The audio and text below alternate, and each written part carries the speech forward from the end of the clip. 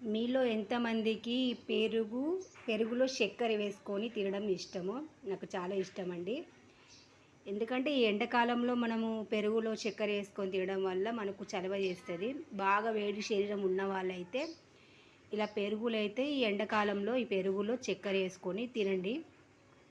Daily తింటే కూడా మంచిదే, కానీ దినం తప్పించి దినం తిన్నా, వారం ఒకసారి తిన్నా చాలా మంచిదండి.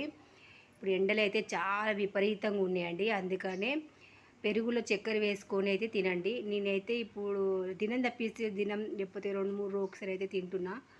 నాకైతే ఇది బాగా ఇష్టం అండి, పెరుగులో చక్కెర వేసుకోవడం. కనిపిస్తుంది కదా.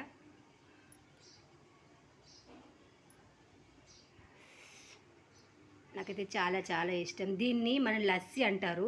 లస్సీ బాగా మనము మన పప్పు కవ్వంతో పెరుగులో చక్కెర వేసి బాగా దాన్ని మెదిపినట్టయితే దాన్ని చిక్కగా వచ్చి నురుగులాగా వచ్చి చిక్కగా వచ్చి చాలా టేస్ట్ ఉంటుంది. ఇలాచి పౌడర్ వేసుకొని తినడం వల్ల కూడా చాలా టేస్ట్ ఉంటుందండి.